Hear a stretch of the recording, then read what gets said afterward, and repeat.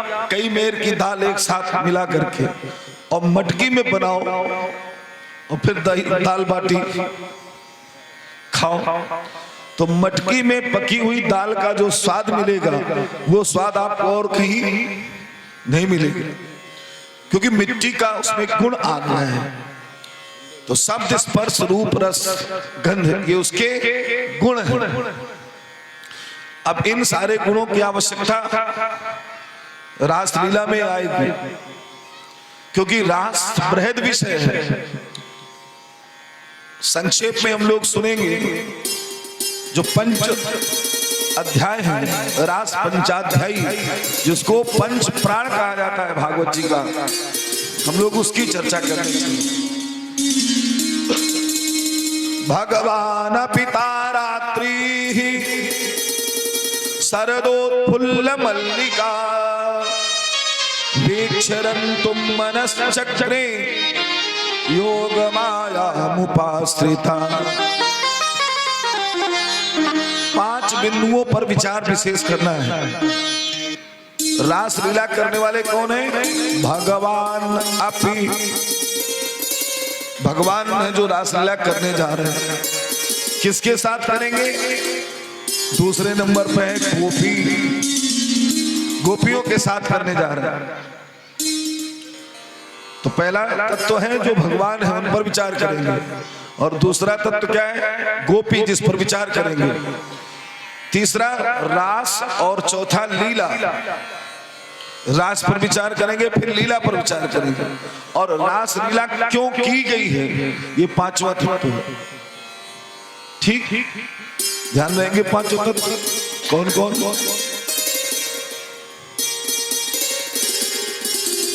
ठीक, हाँ,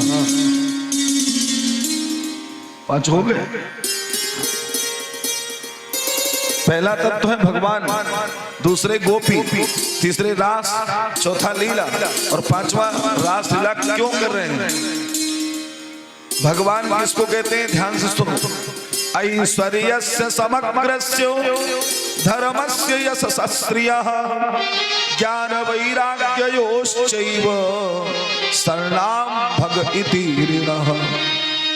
जिसमें 6 चीजें होती हैं उसको भगवान कहते हैं। कौन कौन? ऐश्वर्यस्य समग्रस्य, जिसमें समग्र ऐश्वर्य हो। ऐश्वर्य का सीधा सीधा अर्थ तो हम लोग समझते हैं बड़ा भारी बंगला है, बड़ी बड़ी गाड़ियां हैं, खूब रुपया पैसा है, तो ऐश्वर्य समझना, इसको ऐश्वर्य कहेंगे।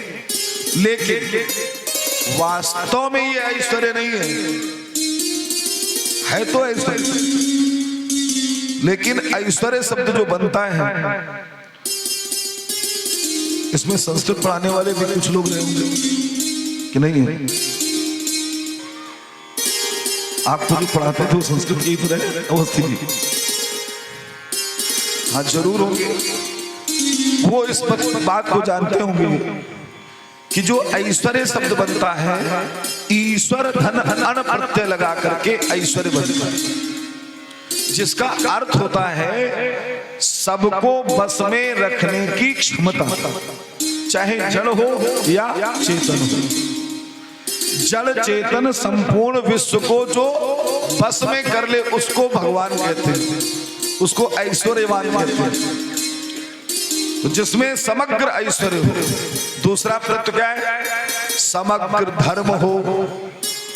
हम लोग धर्म का पालन करते हैं, लेकिन लोभ दिख जाए, मोह दिख जाए तो धर्म से च्युत हो जाते हैं, भटक जाते हैं और लोभ मोह के वशीभूत होकर के अधर्म भी कर बैठते हैं। लेकिन भगवान में समग्र धर्म है। फिर तीसरा विषय आता है समग्र यश है भगवान में। हम लोग कभी कभी अपयश के भी भाजन बन जाते हैं, लेकिन भगवान सिर्फ यश के ही भाजन है। चौथा है लक्ष्मी, जिसमें समग्र लक्ष्मी हो। हम लोगों ने अष्टम स्कंद में सुना था कि जब समुद्र मंथन से लक्ष्मी निकली तो उन्होंने नारायण का ही वर्ण किया है इसलिए संपूर्ण लक्ष्मी किसको विवाही है? नारायण को। अदानी अंबानी के पास चाहे जितनी भी हो, फिर भी खंडित लक्ष्मी ही होगी, टुकड़े टुकड़े वाली लक्ष्मी होगी, क्योंकि समग्र लक्ष्मी जो विवाही है वो भगवान विष्णु को। इसलिए जिसमें समग्र लक्ष्मी होगी, फिर जिसमें समग्र ज्ञान हो। एक एक विश्वविद्यालय में लगभग 150 सब्जेक्ट चलते हैं।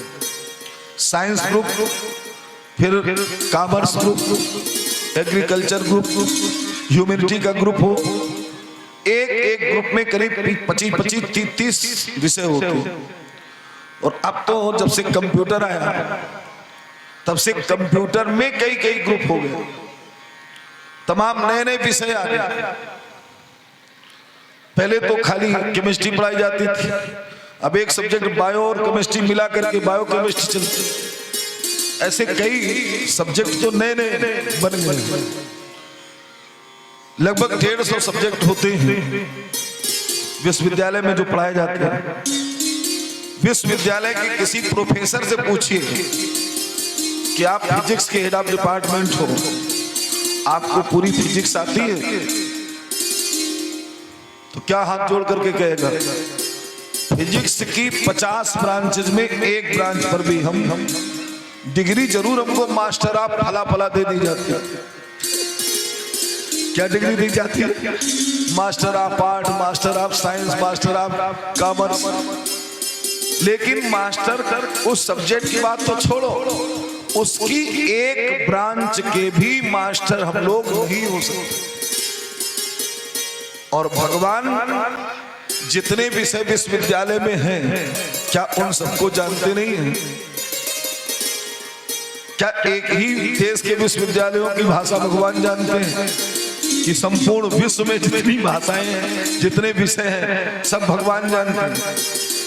ज्ञान अखंड एक सीतावर, माया बस सजीव सचराचर। भगवान में संपूर्ण ज्ञान है। और छठी चीज है संपूर्ण वैराग्य। वैराग्य भगवान के देखना है तो आप देखिए, चूंकि यहाँ विद्वानों की सभा है और भागवत वगैरह सुनते रहते हो।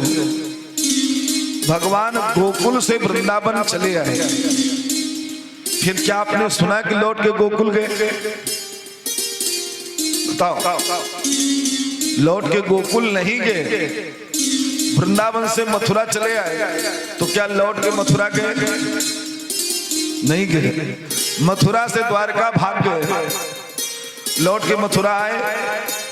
इससे ज्यादा वैराग्य और क्या बताया जाए? भगवान जिसको छोड़ देते उसको छोड़ देते, कोई राग नहीं। परमात्मा राम ऐसी राजलक्ष्मी को छोड़ते हैं जिसकी चाह इंद्र करते थे, और कैसे छोड़ के चल देते हैं? कीर के कागर जो नपचीर विभूषण अंगम उत्तम पाई। जैसे तोता अपने पंखों को पुराने होने पर ऐसे चोंच से गिरा देता है और उसको गिराने में कोई कष्ट नहीं होता है। कीर तोता के कागर जो नपचीर, जैसे कीर अपने पंखों को गिराता है, वैसे ही राम जी ने अपने राजसी वस्त्रों को गिरा दिया और वलकल पहन लिया। और कहां चले गए? जंगल में। कैसे चले गए? राजीव लोचन राम चले तज पाप को राज बटाऊ किनारे। जैसे कोई राहगीर बिना मोह के चला जाए। और एक कहावत आज तक प्रसिद्ध है, छोड़ी राम अयोध्या मन भावे सो। तो बिना मोह के राम जी ने अयोध्या का परित्याग किया है और बिना मोह के गोकुल को छोड़ दिया, वृंदावन को छोड़ दिया, मथुरा को छोड़ दिया। तो इतना बड़ा वैराग्य और कहां मिले? जो गोपियां इनके प्रेम के विरह को सहन नहीं कर पा रही, उनको भी दर्शन देने नहीं आए तो नहीं आए। इतना वैरागी कौन होगा? तो 6 कौन कौन? समग्र ऐश्वर्य, समग्र धर्म, समग्र यश, समग्र लक्ष्मी, समग्र ज्ञान और समग्र वैराग्य जिसमें हो वो है भगवान। उत्पत्तिम च विनाशं च भूतानाम गतिम गतिम वेत्ति विद्याम अविद्याम च सवाच्यो भगवान इति। किसको भगवान कहते हैं? उत्पत्तिम च विनाशम च, न जिसका जन्म हो न जिसका विनाश हो। विनाश किसका होता है? जिसका जन्म होता है। जो जन्मेगा नहीं वो मरेगा कहां से? मरता कौन है? जातस्य ही ध्रुवो मृत्यु। जो पैदा हुआ है उसका मरना निश्चित है, और जो पैदा ही नहीं हुआ तो मरेगा कहां से? इसलिए उत्पत्तिम च विनाशम च, न भगवान का उत्पत्ति है न विनाश है। वो तो उत्पत्ति का आभास ऐसा होता है, और यही बुद्धि चकरा जाती है। क्यों?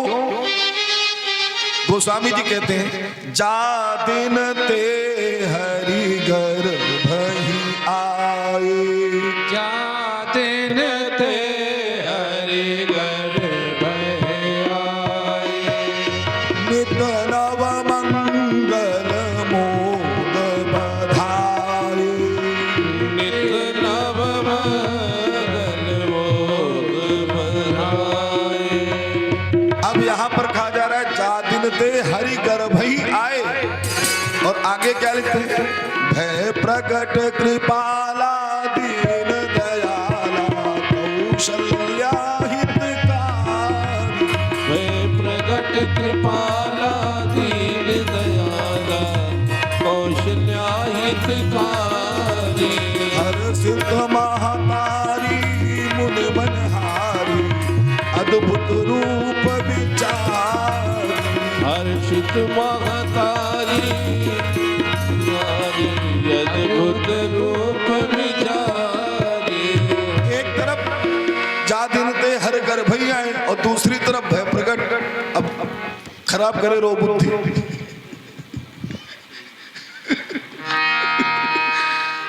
इसलिए खराब हो जाएगी कि गर्भ में आए नहीं है, गर्भाभास कराया है भगवान, खाली आभास कराते हैं। इसलिए ना उनका कोई जन्म है ना कोई विनाश है।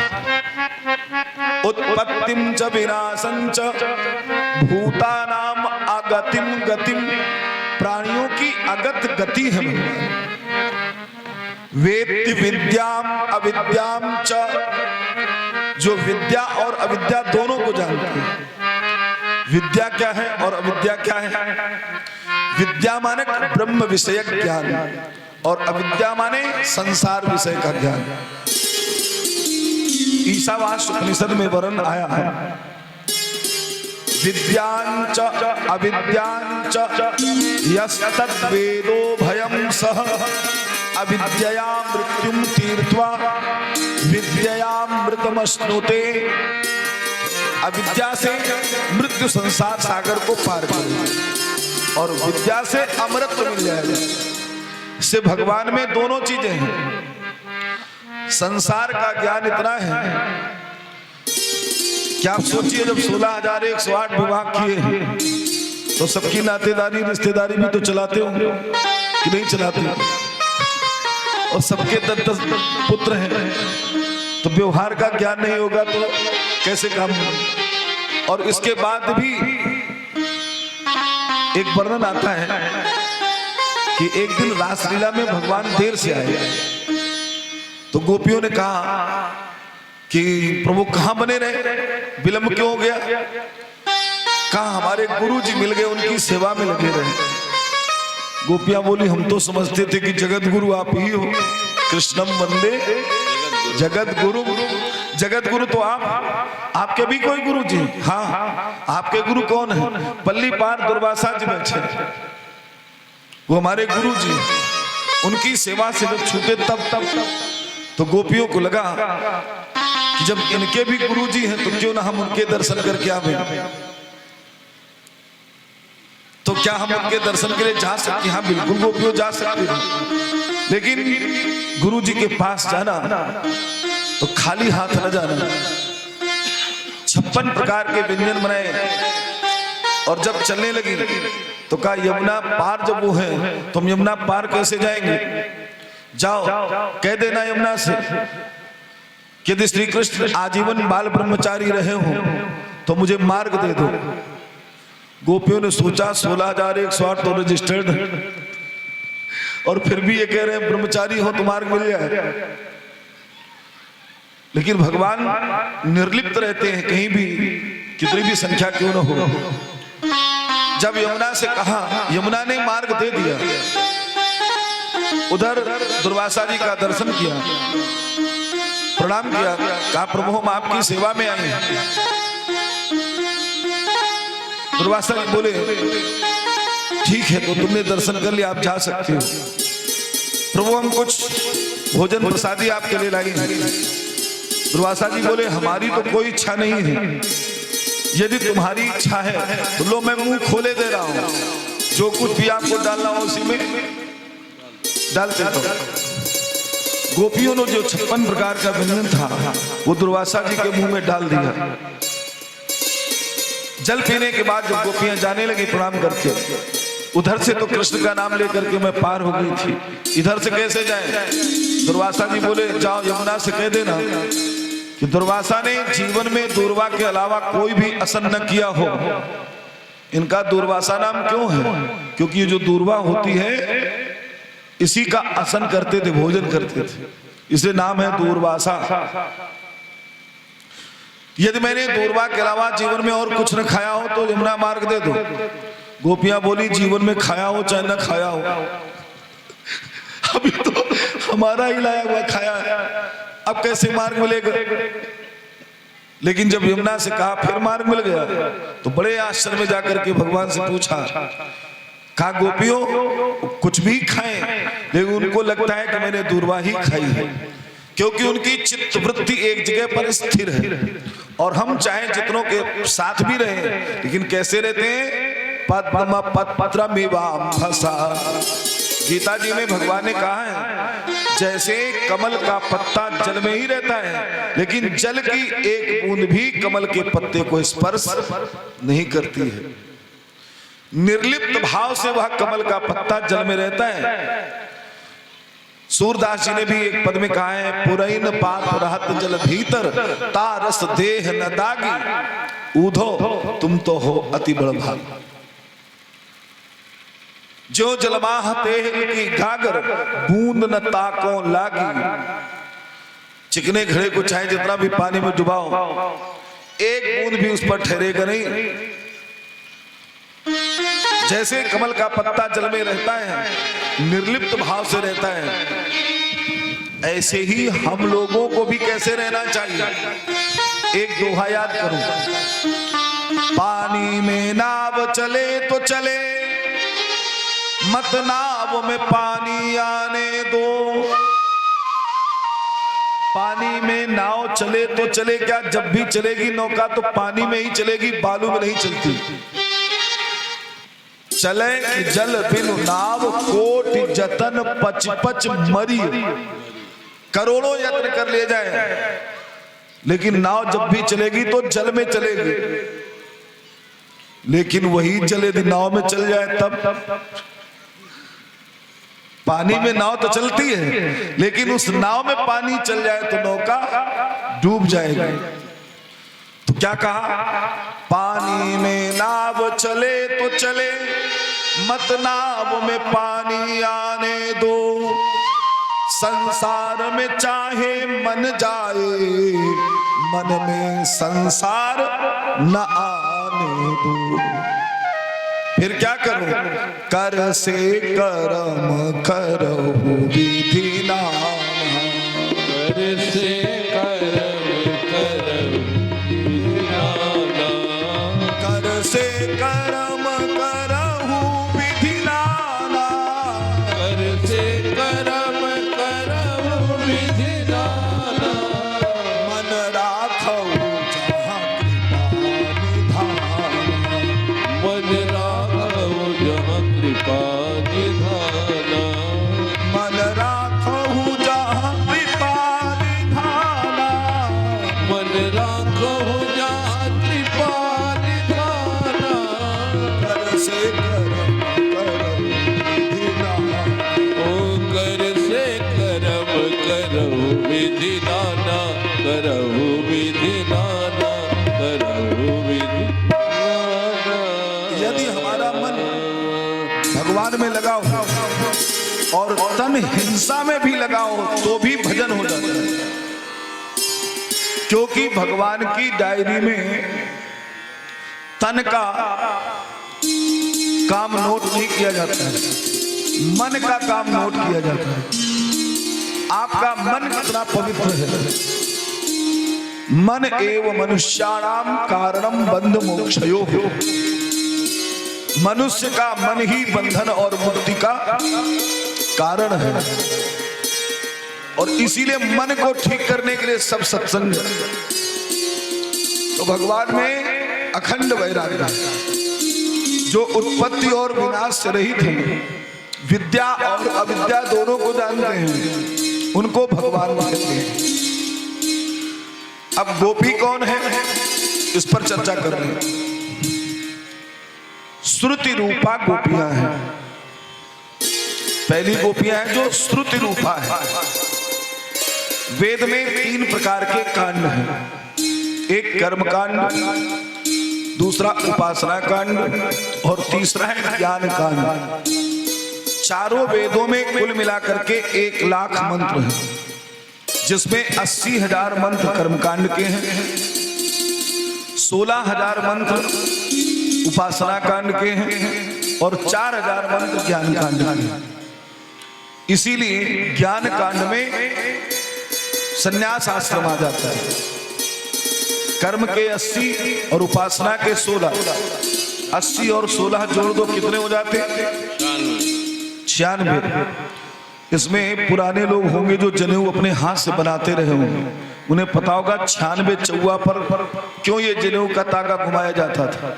इसलिए कि कर्म और उपासना तक यज्ञोपवीत का अधिकार होता है। उसके बाद संन्यास आश्रम में न शिखा रहती है न सूत्र रहता है। दंडी स्वामियों को देखा होगा, वो न जनेऊ पहनते हैं ना चोटी रखते हैं, क्योंकि ज्ञान कांड में पहुंच गए। तो 80 और 16 ये 96,000 प्रति चारों वेदों का है। 96 चौवा का जनेऊ बनता है। अब उधर ज्यादा जाएंगे तो फिर इधर कभी से छूटेगा। हाँ, उस पर चर्चा करनी होगी तो आप कभी बैठ करके कर लीजिए। तो जो 16,000 उपासना कांड की ऋचाएं हैं, प्रत्येक ऋचा का कर्तव्य है भगवत प्राप्ति। इसलिए वो जो 16,000 ऋचाएं हैं, जो भगवान की 16,000 पत्नियां भी हैं, वो इसी बात का प्रतीक है। सब गोपियां बनकर के पधारी। ये श्रुति रूपा गोपियां हो। इसके बाद जब भगवान मिथिला में गए तो मिथिला की स्त्रियों ने राम जी का दर्शन किया। राम जी की सुंदरता का अवलोकन करके सब स्त्रियों के मन में था कि मुझे पति रूप में प्राप्त हो। जनक जाति अवलोकहि कैसे, सजन सगे प्रिय लागहि जैसे। राम जी के रूप लावण्य को सबने देखा। उनके रूप राम जी इतने सुंदर थे कि शत्रु जो लड़ने के लिए आया है वो कहता है हमने बहुत लड़ाइयां लड़ी, सुरों से लड़ी, असुरों से लड़ी, यक्षों से, नागों से। हम भरी जन्म सुनहु सब भाई, देखी नहीं असी सुंदरता। कितनी सुंदरता है। यद्यपि भगनी कीन कुरूपा, पर बदलायक नहीं पुरुष अनुपा। अनुपम सुंदर है, इसलिए इनका वध नहीं हो सकता। क्यों वध नहीं हो सकता है? जो अवध के रहने वाले हैं तो उनका वध कहां से हो सकता है? अवध माने वध से रही। तो जो अवध के रहने वाले उनका वध भला कौन कर लेगा? से बदलायक नहीं पुरुष। ये बात किसने कही है? जिसकी बहन के नाक कान काटे गए हैं और वो लड़ने के लिए आए, वो राम जी को सुंदर कह रहा है। कोई मित्र सुंदर कहे, ससुराल वाले सुंदर कहें, घर वाले सुंदर कहें, सुंदर हो सकता है। लेकिन जब दुश्मन प्रशंसा कर रहा हो तो समझ लेना चाहिए वास्तव में वो व्यक्ति प्रशंसनीय है। बैरी राम बड़ाई करें। राम जी का चरित्र ऐसा है। और श्याम जी की सुंदरता देखोगे तो देखते रह जाओगे। हाँ, दोनों एक दूसरे से कम थोड़ा है। उनकी सुंदरता भी खूब अद्वितीय है। जिस समय दंडकारण्य में भगवान राम पहुंचे, पुरा महर्षया सर्वे दंडकारण्य वासिना दृष्ट्वा रामं हरिं तत्र भोगुम ऐच्छत। राम जी को भोगने की इच्छा करने लगे। राम जी ने कहा भैया इस जन्म में नहीं भोग पाओगे, क्यों इस जन्म में तो मैं मर्यादा पुरुषोत्तम बन करके आया हूं। तुम सब स्त्री के रूप में जब पैदा हो ते सर्वे स्त्रीत्वमापन्नः समुद्भूतास्तु गोकुले। वो सब गोकुल में स्त्री बन करके पधारे। तब भगवान ने उनके साथ रासलीला की है। और 3-3 करोड़ वर्ष तक तपस्या करने वाले दंडकारण्य के तपस्वी, जिनके नाम उग्र तपा पंच तपा है, वो सब राम जी को स्त्री के रूप में चाहने लगे। एक उपनिषद है जिसका नाम है राम तापनी उपनिषद। उसमें वर्णन आया है, साहोवाच राम नहीं इह जन्मनि। राम जी ने उनसे कहा भैया इस जन्म में नहीं, जब गोपी बन करके सब पधारोगे तब तुम्हारा स्वागत होगा। इसलिए ये बड़े बड़े साधक गोपी बन करके आए हैं। हम लोग कह देते हैं जिनको अहीर की छोरियां बनी जरूर है, पर क्या वो बड़े बड़े ऋषि महर्षियों से कम भाग्यशाली है जिनको भगवान के साथ खेलने का अवसर मिल रहा है। कल्पना करो, भगवान का दर्शन पाने के लिए लोग तरसते हैं, हजारों हजारों वर्ष तपस्या करते हैं, फिर भी भगवान की झलक नहीं मिलती है। और वो ठाकुर जिनके साथ लीला विहार कर रहे हैं, तो क्या कम सौभाग्यशाली नहीं होंगे? इसलिए गोभिर गोविंदम पिबत या सा गोपी, जो अपनी प्रत्येक इंद्री से गोविंद का पान करे, ऐसे साधक का नाम ही है गोपी। गोपी एक भाव का नाम है, हाड़ मास की स्त्री का नाम गोपी नहीं है। ध्यान रखिए, गोपी एक भाव है। ऐसा साधक जो प्रत्येक इंद्री से गोविंद का पान करे, हाथ भी लगे हो गोविंद में, पांव भी लगे हो, मन में लगा हो, नेत्र लगे हो, कान लगे हो। जैसे राम जी को जब स्थान बताए वाल्मीकि जी ने, तो आंख कान नाक ये सब बताए कि नहीं? जिनके श्रवण समुद्र समाना, कथा तुम्हारे सुभग सरनाना, चरण राम तीरथ चल जाही, लोचन चातक जिन करे लाखे। ये सब क्या है? ऐसे साधना करने वाले साधक ही गोपी हैं, जिन्होंने रासलीला में भाग लिया है। तो एक तत्व जो भगवान था उसको आपने जान लिया। दूसरा तत्व गोपी क्या है। अब रास तत्वपरा में एक उपनिषद है जिसका नाम है तैत्तरीय उपनिषद। तैत्तरीय उपनिषद में कहा है, रसो वै सह रसम ह्येवायं लब्ध्वा आनंदी भवत्। रसो वै सह, रस वही परमात्मा है। आप ध्यान से सुने, सह शब्द जहां भी आएगा वो परमात्मा का ही सूचक होता है। इसीलिए अपने से प्रश्न करो, को हम को हम को हम, उधर से उत्तर क्या आएगा? सो हम शिवो हम शिवो हम। तो कह का उत्तर किसमें मिलता है? सह। कौन? वह कौन? परमात्मा। वह शब्द का अर्थ क्या है? परमात्मा। गीता में एक बहुत सुंदर श्लोक है, इंद्रियाणि पराण्याहुः इंद्रियेभ्यः परं मनः मनसस्तु परा बुद्धिः यो बुद्धेः परतस्तु सः। इस शरीर को कहा जाता है स्थूल शरीर। इस स्थूल शरीर से इंद्रियां बलवती हैं। क्यों? कर्णेंद्री ने कहा कि कथा सुनने पहुंचना है तो भले ठंड है, लेकिन ये शरीर घर से उठकर पांडाल में बैठ गया कि नहीं? तो इस स्थूल शरीर से इंद्रियां बलवती हैं कि नहीं? लेकिन इन इंद्रियों से भी ऊपर कौन है? इंद्रियेभ्यः परम मनः। यदि आपका मन न होता तो चाहे कुछ भी करो, कथा सुनने ये शरीर नहीं आता। कोई 2 बजे तक नहाए धोए ना हो और उससे को नहाया क्यों नहीं है? अभी मन नहीं हो रहा है। अरे भैया खाओ चल के 3 बजने वाला है, अभी मन नहीं हो रहा है। तो बिना मन के तो न खाना हो सकता है, ना नहाना हो सकता है, ना कोई कर्म हो सकता है। इसलिए इन स्थूल शरीर से इंद्रियां बलवती हुई और इंद्रियों से मन श्रेष्ठ हो गया। मनसस्तु परा बुद्धि, मन के ऊपर क्या है? बुद्धि। यो बुद्धे परतः, जो बुद्धि से परे है, तू सह, वही परमात्मा है। जहां न मन जा सके ना बुद्धि जा सके। मन वाणी को अगम अगोचर सो जाने, जो पावे अविगत गत कछुकात न आवे। तो जो बुद्धि से परे है वह परमात्मा है। और यहाँ का रसो वही सह, वही रस है, अर्थात ब्रह्म ही रस है, ब्रह्म ही आनंद है। रसम ही एवायम लब्ध्वा आनंदी भवति।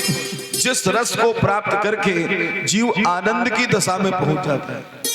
इसीलिए हमारे शरीर में 5 कोश हैं।